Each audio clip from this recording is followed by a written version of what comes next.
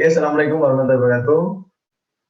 Kami dari kelompok 1 akan presentasikan hasil diskusi kami mengenai unsur Fe, Cl, dan boron.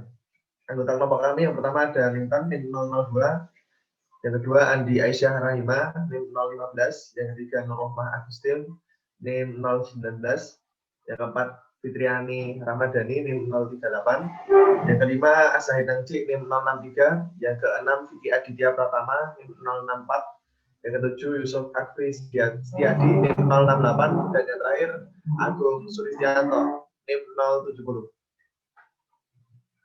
Next.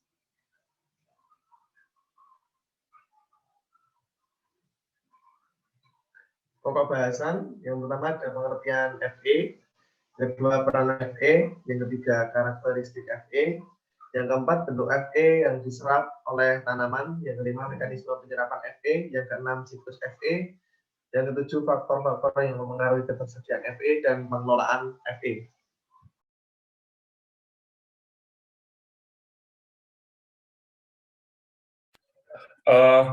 Fe atau besi merupakan salah satu jenis dari unsur hara mikro yang diperlukan oleh tanaman dalam jumlah sedikit, dikarenakan tadi termasuk salah satu unsur mikro.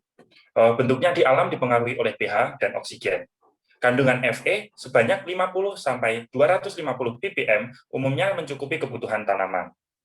Fe kurang dari 50 ppm akan menyebabkan gejala pada tanaman, yaitu daun muda mengalami intervial klorosis. Gejala lanjutannya, daun akan terlihat sangat pucat. Jika terus diabaikan, pertumbuhan tanaman akan berhenti, daun berguguran, dan akhirnya tanaman akan mati. Fe yang berlebihan dapat menjadi racun bagi tanaman, yang akan menyebabkan adanya bercak coklat keunguan pada daun yang diikuti dengan pengeringan. Kemudian peranan dari Fe, peranan inti dari Fe yaitu pembentukan klorofil, protein, dan enzim. Kemudian sebagai aktivator berbagai enzim, dan yang terakhir transfer energi terutama pada sitokrom. Ini karakteristik Fe. Besi merupakan logam yang berasal dari biji besi dan jarang ditemukan dalam keadaan unsur bebas. Unsur besi berasal dari pelapukan batuan beku, batuan sedimen, dan mineral-mineral yang mengandung besi. Besi memiliki sifat fisika dan sifat kimia. Yang pertama ada sifat fisika. 1. Pada suhu kamar berwujud padat, mengkilap, dan berwarna keabu-abuan. 2.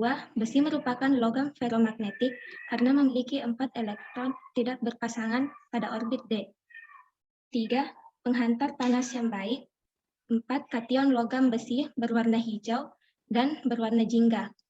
Yang kelima yaitu besi bersifat keras dan kuat. Yang kedua yaitu ada sifat kimia. Yang pertama, unsur besi bersifat elektropositif. Kedua, memiliki biloks utama 2 dan 3. Ketiga yaitu reduktor Fe2+ dan oksidator Fe3+.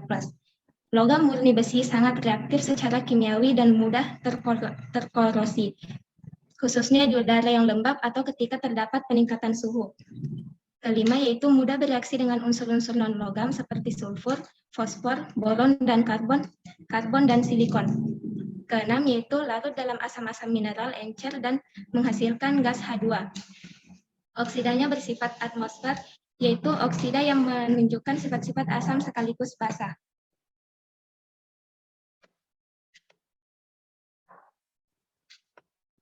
Selanjutnya yaitu bentuk Fe yang diserap oleh tanaman.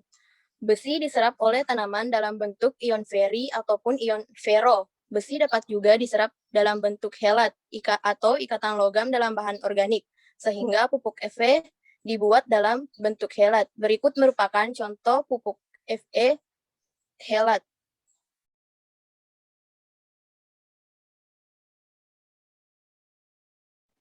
Baik, yang selanjutnya untuk mekanisme penyerapan Fe. Penyerapan Fe terjadi secara difusi, yaitu proses pergerakan hara di dalam larutan tanah dari bagian yang berkonsentrasi tinggi ke bagian yang konsentrasi rendah. Unsur haranya dalam kondisi aktif, sedangkan akar tanamannya pasif. Lokasi unsur hara sangat dekat dengan permukaan akar. Bagian tanah yang banyak unsur hara adalah bagian yang konsentrasinya tinggi. Bagian permukaan akar tanaman adalah bagian yang konsentrasi rendah. Sehingga melalui model difusi, hara Fe bergerak dari lokasi yang jauh dari akar menuju ke permukaan akar dibantu oleh adanya larutan tanah.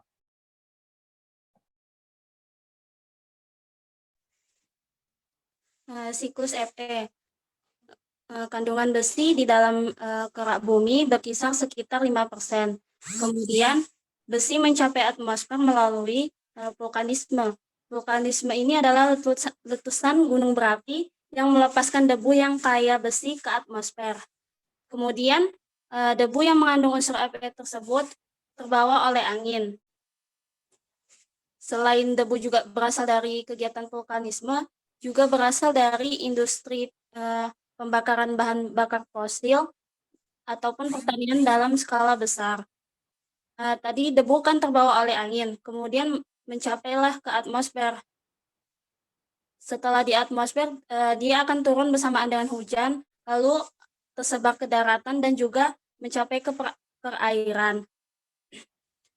Di daratan, dalam keadaan aerobik dia menjadi Fe3 positif. Sedangkan dalam keadaan anaerobik menjadi Fe2 positif. Besi yang sudah dalam bentuk demikian diserap oleh tanaman. Adapun Fe yang tidak terpakai terkubur menjadi batuan sedimen.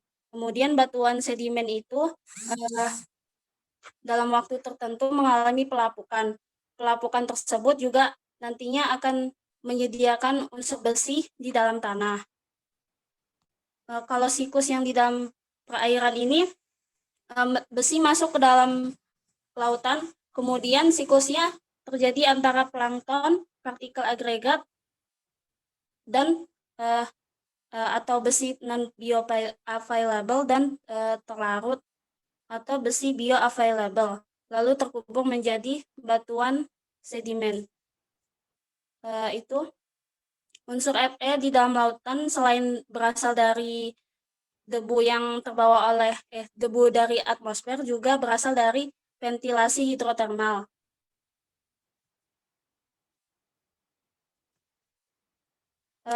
Ventilasi hidrotermal ini merupakan terbukanya lempeng bumi yang ada di dalam lautan, kemudian dia melepaskan besi-besi ke laut. Begitu seterusnya siklus Fe terjadi secara berulang-ulang.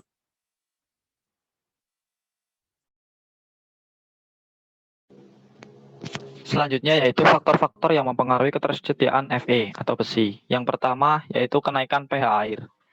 Besi mengendap pada suasana basah. Kenaikan nilai pH dari 1 sampai 13 mengindikasikan jumlah dan aktivitas ion OH- semakin bertambah. Berdasarkan uraian sifat kimia besi, diketahui bahwa besi membentuk endapan besi 2 hidroksida atau besi 3 hidroksida ketika bereaksi dengan basa. Hal ini menyebabkan interaksi ion besi dan hidroksida semakin tinggi sehingga jumlah endapan besi hidroksida semakin bertambah. Yang kedua yaitu kenaikan pH tanah. Besi larut dan tersedia melimpah bagi tanaman pada pH tanah 3,0 sampai 5,9 karena tanah bersifat asam. Tanah dengan pH kurang dari 4,5 menyebabkan tanaman keracunan ion besi. Ion besi mulai mengendap pada pH 6,0 sampai 8,0 sehingga kandungan besi semakin kecil pada range pH tersebut. Yang ketiga, mikroorganisme dan material organik tanah. Bakteri menjadi mikroorganisme yang membantu melarutkan dan menyediakan besi bagi tanaman dengan mereduksi besi atau menjadikan tanah asam. Yang keempat, potensial reduksi lingkungan. Aktivitas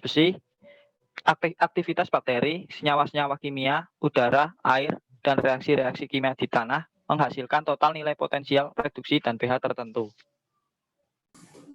Pengolahan Fe. Besi merupakan salah satu unsur yang mengalami perubahan pada kondisi terbenam, yaitu dapat mengalami reduksi dari Fe3+ menjadi Fe2+.